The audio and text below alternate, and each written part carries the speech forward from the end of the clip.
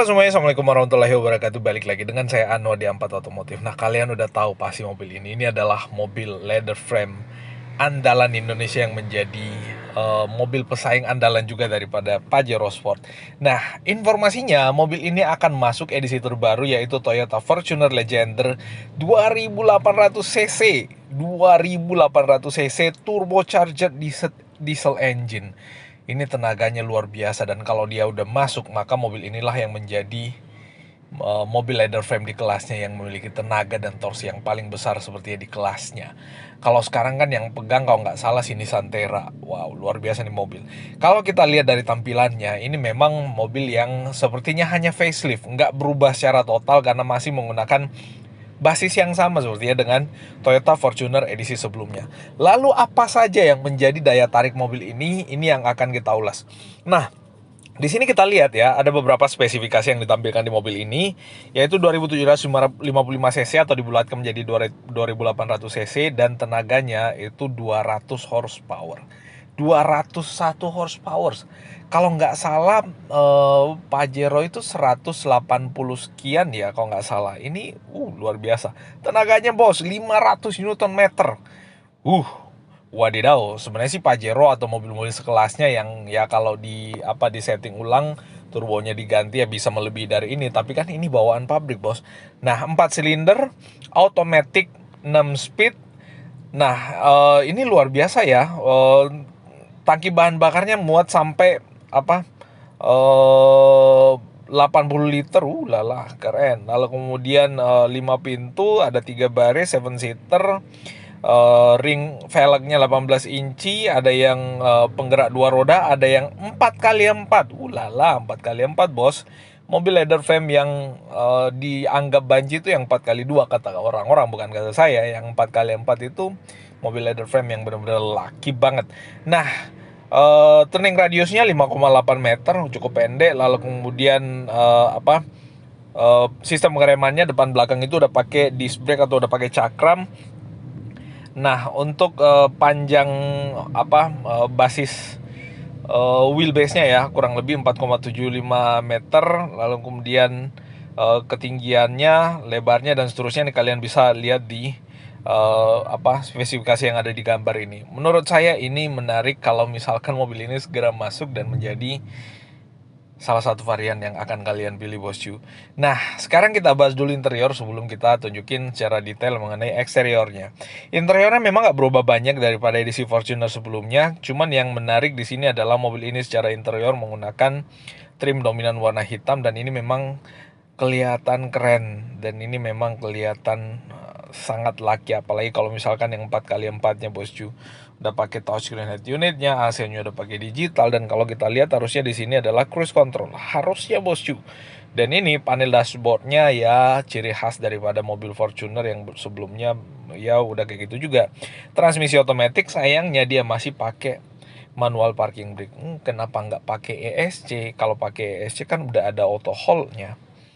Sayangnya masih pakai manual parking brake. Pajero aja sekarang udah pakai electric parking brake. Malah kalau nggak salah untuk semua varian kecuali GLX 4x4, kalau nggak salah ya, kalau nggak salah, koreksi kalau keliru, bosku. Nah, ini sisi interiornya. Lalu kemudian kalau kita lihat fiturnya, dia otomatis udah bisa buat Android Auto dan Apple CarPlay, dan bisa buat tracking map kayak gini ya. Ini lumayan juga, tapi ya ini umum lah sepertinya yang ada di Indonesia juga udah banyak. Lalu kemudian ini untuk cluster meternya kelihatan megah dengan background warna hitam. Lalu kemudian di atas ini di bagian tengahnya di MID-nya itu ada animasi Toyota Fortuner gitu. Kenapa nggak Fortuner Legender di situ ya? Ini cuman tulisannya Toyota Fortuner. Tapi keren, bos. Keren kali mobil.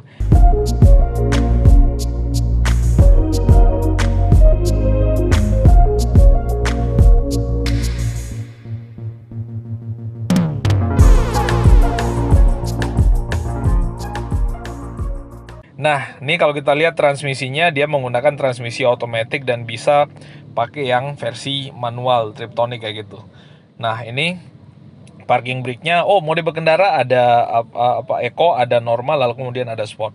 Nah, di tengahnya pakai aksen kayu hitam, bos. Kayu hitam, mewah. dengan finishing bagian sampingnya ya warna black glossy dan warna silver di bagian sini. Di bawah sini ada tempat penyimpanan pula. Nah, lalu kemudian mobil ini support wireless charging. Jadi kalau sekarang kan Veloz dari Toyota yang support wireless charging. Nah, untuk yang yang banyakan di Indonesia ya, kecuali kalau yang tipe kelas atasnya Toyota ya pasti udah pakai wireless charging juga. Termasuk sih ini Toyota Fortuner Legender udah pakai wireless charging. Jadi ya kalian tinggal letakin handphone di situ maka otomatis bakal ngecas. Nah, ini sebetulnya buat heater daripada joknya lumayan juga kalau ada heater daripada joknya, ada left, ada right-nya. Atau pendingin atau pemanas ya kurang lebih itu. Ada power outlet, lalu kemudian ada USB slot untuk charging dan tempat penyimpanan di bagian sini. Ulalah.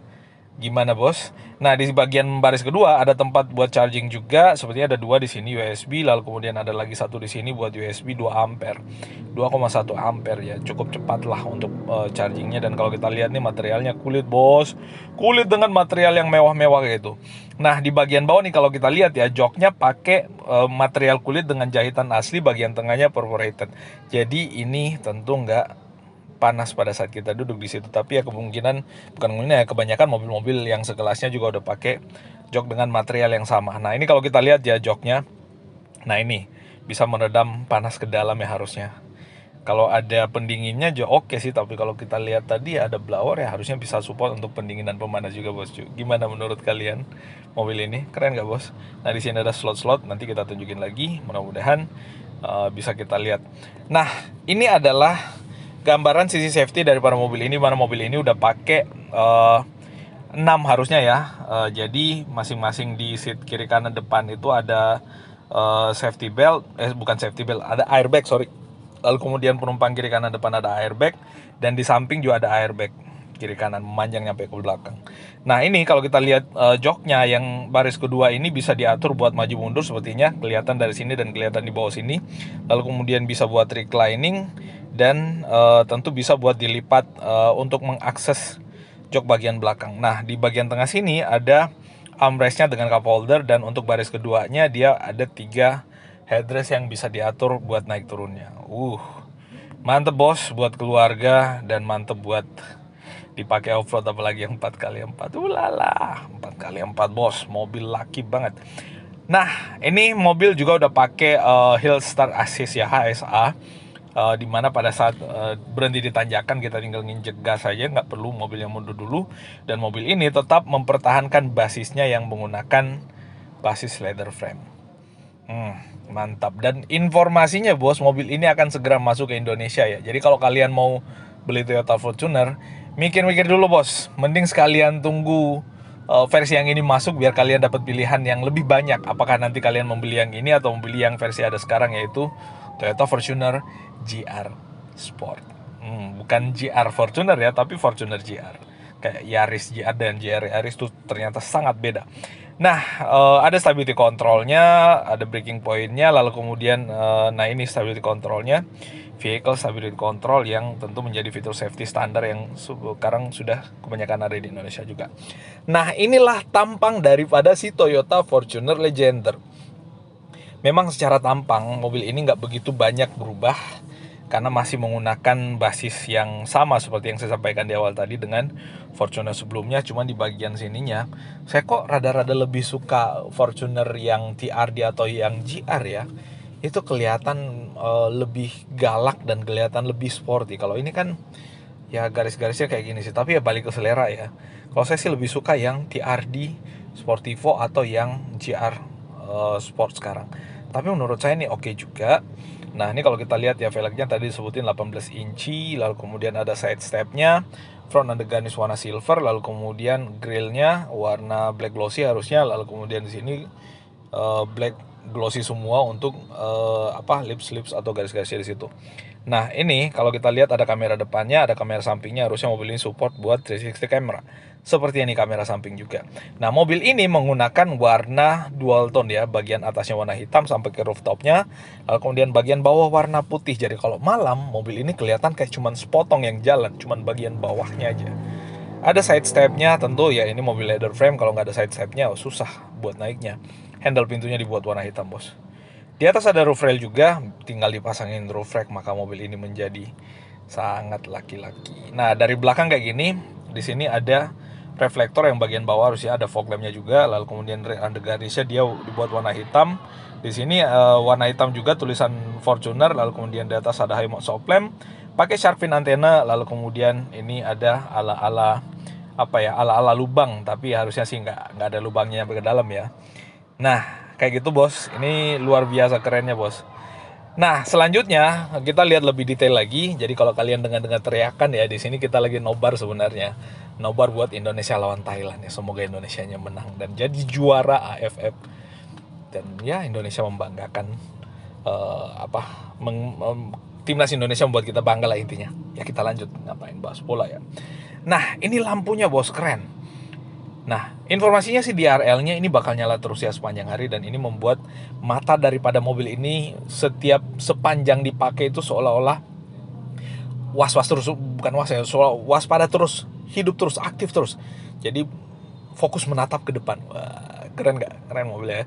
Nah, ini ada proyektor sebenarnya dalam sini ya, entah LED reflektor atau proyek juga. Lalu kemudian di bagian bawah ini ada fog lamp yang modelnya garis kayak gini. Nah, mobil ini juga untuk lampu seinnya dia modelnya yang sequential bos. Mewah. Tapi Veloz juga sekarang udah pakai sequential, jadi ya sebenarnya Veloz juga mewah. Nah, ini kalau kita lihat ya.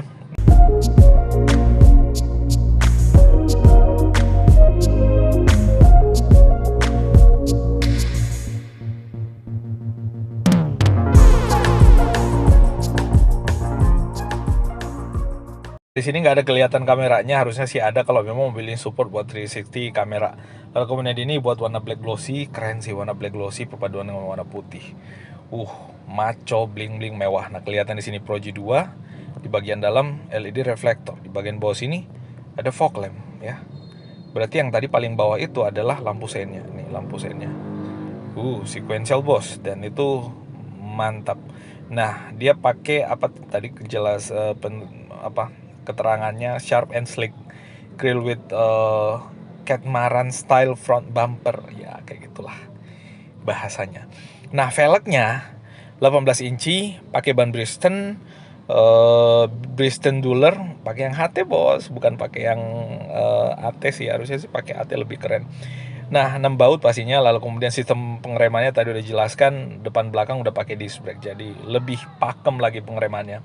Nah, ini ada yang dual tone ya untuk housing spionnya, ada yang warna hitam dengan putih. Dan kalau kita lihat sih harusnya ini kamera dengan lighting biasanya untuk pencahayaan pada saat kita turun, ala-ala Veloz gitu bos.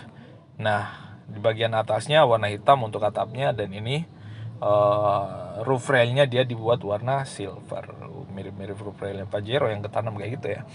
Nah, ini adalah versi yang sepertinya bannya udah diganti. Nah, ini kelihatan keren sih memang ya. Ini lampu sequential, fog lampnya di atasnya DRL, lala, mantap bos. Nah, ini finishing buat logonya dibuat warna hitam pula. Nggak ada lagi aksen chrome kelihatan di bagian depan.